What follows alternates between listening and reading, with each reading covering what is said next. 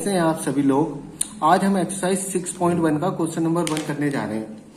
देखो, इसका introduction part में पिछली वीडियो में करा चुका हूं, सही है। एक्सरसाइज करने से पहले आप इंट्रोडक्शन पार्ट जरूर देख लें, सही है। आपको सारे क्वेश्चन समझ में आ जाएंगे। देखेंगे क्या है क्वेश्चन।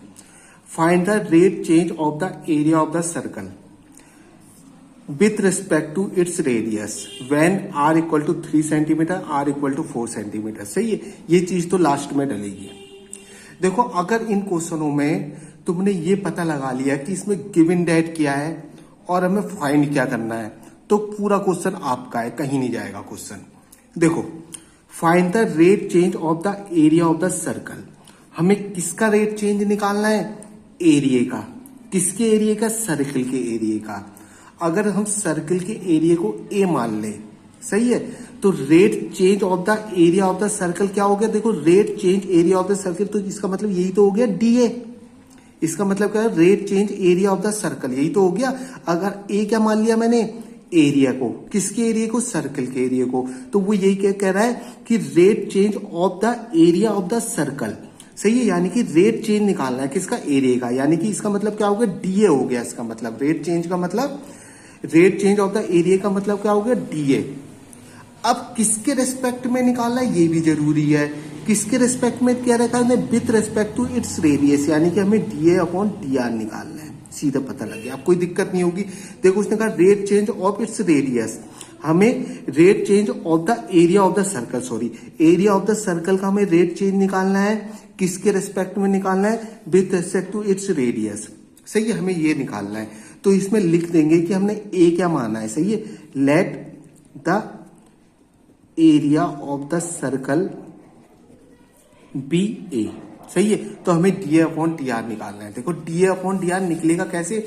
देखो देखो, सर्कल के जो एरिया का फार्मूला होता है क्या होता है? पाई आर स्क्वायर होता है ना। अगर मैं इसे आर के रेस्पेक्ट में डिफ्रेंशिएट करूंगा जब भी तो मेरा डीए अपॉन डी आर निकलेगा। ऑब्वियसली बात है, अगर मैं इसको आर के रेस्पेक्ट में डिफ्रेंशिएट कर दूंगा तो यहाँ क्या आ जाएगा? डीए अपॉन डी आर आ जाएगा ना, और वही मुझे चाहिए। समझ गए? देखो, differentiation with respect to R, तो ये आ जाएगा, देखो, DA upon D are.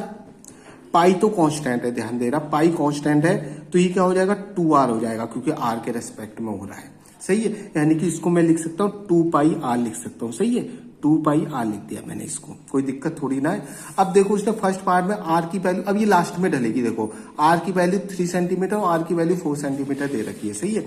First part के लिए मैंने आर इक्वल टू 3 पुट कर दिया, तो मेरा आ जाएगा डीए अपॉन डी आर आ जाएगा। मेरा कितना आ जाएगा बेटे? आर की वैल्यू अगर मैं 3 पुट करूंगा तो 6 पाई आ गया ना। इसकी यूनिट जरूर लिख लेना बेटे। यूनिट कैसे बताई थी मैंने? देखो, एरिया की यूनिट क्या होती है? एरिया की यूनिट देखो सेंटीमीटर में दे रखा है, तो सेंटीमीटर स्क्वायर हो जाएगी ना बेटे, ध्यान देना, सेंटीमीटर स्क्वायर।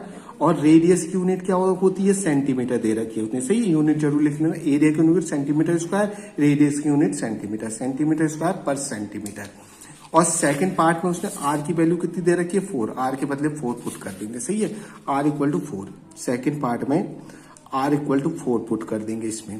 देखो, डी अपॉन टी आर आपका इतना निकला था ना, तो इसमें आर इक्वल टू 4 पुट कर देंगे, तो डी अपॉन टी आर कितना आ जाएगा बेटे मेरा? 4। जब यहाँ देखो 4 पुट करूंगा तो कितना आ जाएगा बेटे? 8 पाई हो जाएगा। यूनिट लिख देंगे, सही है।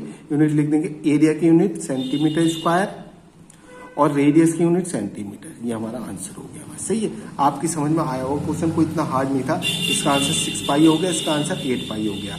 देखो, सेकंड क्वेश्चन जरा ध्यान से देखिए।